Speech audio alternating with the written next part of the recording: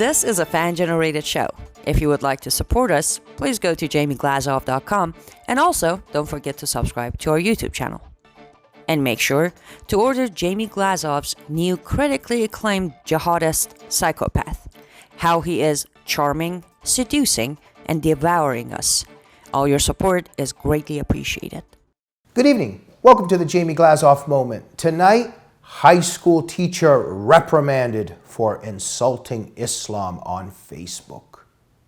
Ladies and gentlemen, tonight's moment is credited to Robert Spencer at Jihad Watch and to the blog Canada, high school teacher reprimanded for insulting Islam on Facebook. And all of you should be reading Robert Spencer's Jihad Watch every day. So what happened recently? Well, the narrative continues. This time, CBC News recently reported that a high school teacher in Vancouver, British Columbia, in Canada, has been disciplined. And what did he do?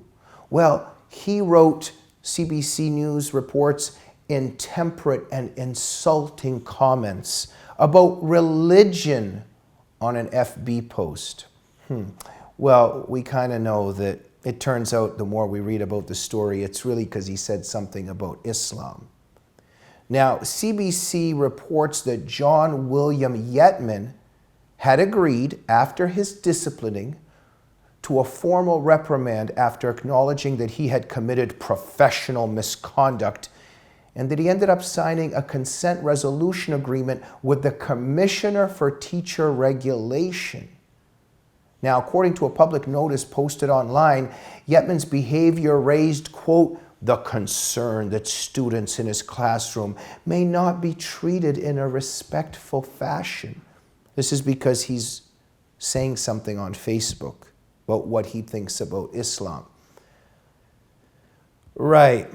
The Vancouver School District reported Yetman to the commissioner after being notified of comments that Yetman made on a January 2019 Facebook invitation to Open Mosque Day, BC. Now, it was on that post that Yetman had written, the notice says, quote, intemperate and insulting comments about religion. About religion. Yeah, but we kind of know that it was about Islam, but the notice didn't say that.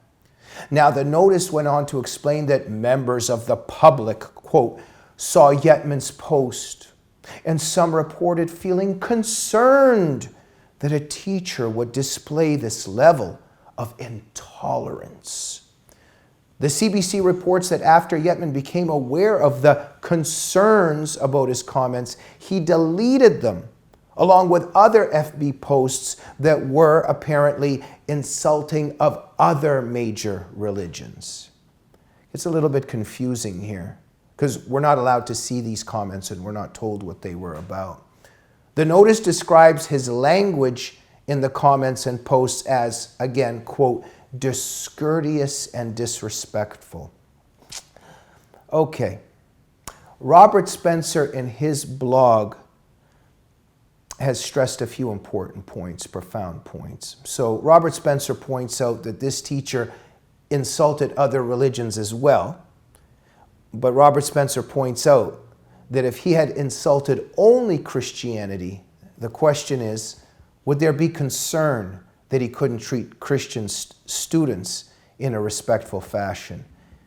In other words, again, what Spencer's bringing up is, if this teacher had made comments about Christianity on Facebook, would any of this have happened? Robert also asked if he had only insulted Judaism or Israel, would there have been concern that he couldn't treat Jewish students in a respectful fashion? Well, we know the answer to that. And Spencer points out that in the Judaism context, if the teacher, let's say, had made criticisms of Israel, he would have been considered, Robert points out, a hero of the Palestinian, quote-unquote, resistance. So, in any case, as Robert also points out, we don't even know what the teacher said because the CBC didn't dare tell us. We can't find out what was said. Now, we understand why, because the CBC wouldn't want to violate Islamic blasphemy laws now, would it? God forbid if the CBC wounded special certain groups' delicate sensibilities.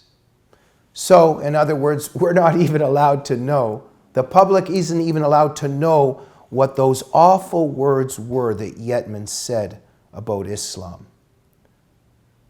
Again, in Robert's blog, Robert points out, as he always does, the crucial issue here. And that's the constant problem with these narratives, that virtually any and every identification of the motivating ideology behind jihad terror is denounced as discourteous and disrespectful. In other words, if there is jihad and Sharia being perpetrated anywhere at any time, if you have a problem with it and if you want to tell the truth about it in terms of what inspires jihad instead of what inspires certain Sharia barbarities, then you're being discourteous and disrespectful.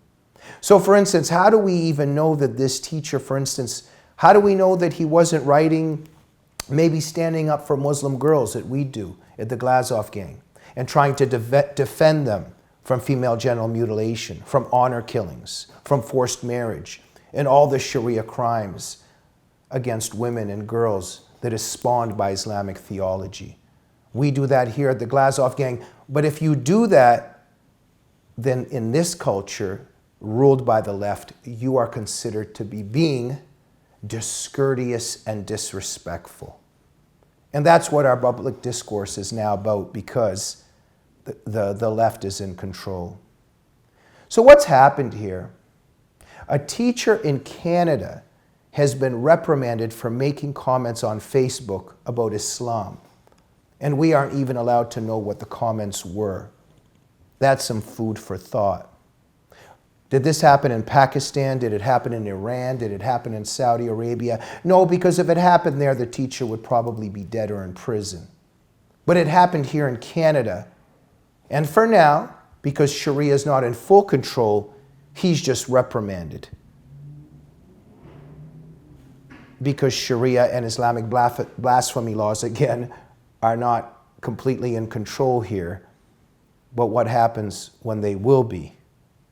Because, ladies and gentlemen, even because of this development, it is very clear, as other developments show us beyond reasonable doubt, Sharia is already here.